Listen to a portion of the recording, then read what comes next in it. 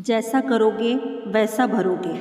भगवत गीता में श्री कृष्ण ने कहा है कि कर्मों का फल हमें उसी तरह ढूंढ लेता है जिस तरह एक बछड़ा हजारों गायों के बीच अपने को ढूंढ लेता है।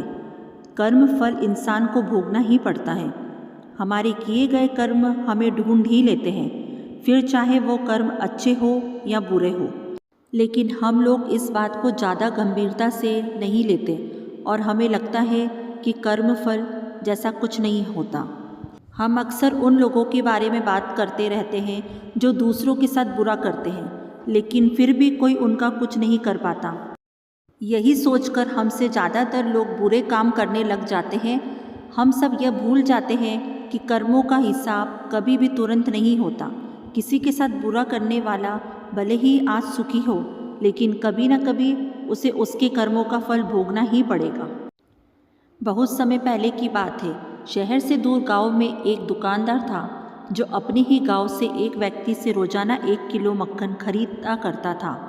वह दुकानदार कई सालों से उस व्यक्ति से मक्खन की खरीदारी कर रहा था। एक दिन उस दुकानदार ने सोचा कि मैं रोज़ इस व्यक्ति से मक्खन खरीदता हूँ, लेकिन बहुत समय से मैंने इसके मक्खन का वजन तोलकर नहीं देखा। कल तोलकर देखूंगा कि यह मक्खन 1 किलो से कम तो नहीं देता। अगले दिन जब वह व्यक्ति मक्खन लेकर गया, तब वह दुकानदार ने मक्खन का वजन किया तो देखा मक्खन सिर्फ 900 ग्राम है। उस दुकानदार को काफ़ी गुस्सा आ गया। वह दुकानदार गुस्से में गांव के पंचायत के पास गया और उसने उस व्यक्ति की शिकायत कर दी। गांव की पंचायत बैठी और उस व्यक्ति को बताया गया कि तुम पर इस दुकानदार ने धोखा देने का आरोप लगाया है। तुम इस दुकानदार को देने वाले मक्खन में हेरा फेरी करते हो और हर बार तुम इसे 1 किलो मक्खन की जगह सिर्फ 900 ग्राम देते हो। क्या तुम्हें अपनी सफाई में कुछ कहना है? वह व्यक्ति बोला, सरपंच जी, मैं तो एक गरीब आदमी हूँ। मेरे पास वजन तोलने के लिए सही नाप नहीं है। मैं रोज़ इस दुकानदार से अपने लिए 1 किलो गेहूँ खरीदता हूँ और अगले दिन उसी गेहूँ को तराजू के एक तरफ रखकर इस दुकानदार के लिए मक्खन तोलता हूँ। अब आपको जो भी पूछना है इस दुकानदार से पूछिए। पंचायत में बैठे सभी लोगों को पूरी सच्चाई समझ आ गई और उन्होंने उस दुकानदार को गांव से बाहर करवा दिया। यह छोटी सी कहानी हमें यह बात सिखाती है कि जैसे कर्म हम करेंगे उसका परिणाम भी हमें वैसा ही मिलेगा। हमारी चालाकी ही हमारा नुकसान कर देती है।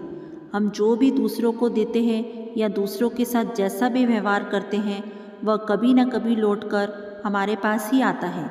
किसी के साथ अच्छा करोगे तो आपके साथ भी अच्छा ही होगा। उसी तरह किसी का बुरा सोचोगे और बुरा करोगे तो आपके साथ भी बुरा ही होगा। जैसे दुकानदार को अपनी ही चालाकी से नुकसान झेलना पड़ा, उसी तरह हमें भी अपने कर्मों की वजह से कभी न कभी नुकसान झेलना ही पड़ता है। दूसरों के साथ हमें बुरा करके हमें 1, 2 या 10 बार बच सकते हैं, लेकिन एक न एक दिन उसका परिणाम हमें भुगतना ही पड़ता है।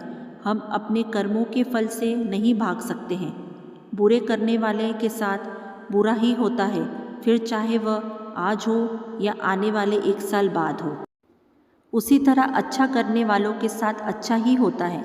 कई बार हमें यह लगता है कि दूसरों के साथ गलत करके हम बच जाएंगे, लेकिन ऊपर वाला हर किसी के कर्मों को देखता है और उनका हिसाब रखता भी है और ज़रूरत पड़ने पर हिसाब बराबर भी कर देता है। इसलिए कभी भी गलत ना करो और ना ही कभी यह सोचो कि उल्टे सीधे काम करके हम बच जाएंगे।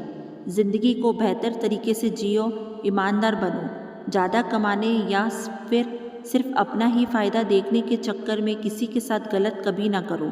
हमेशा याद रखो, जो जैसा करेगा वैसा भरेगा।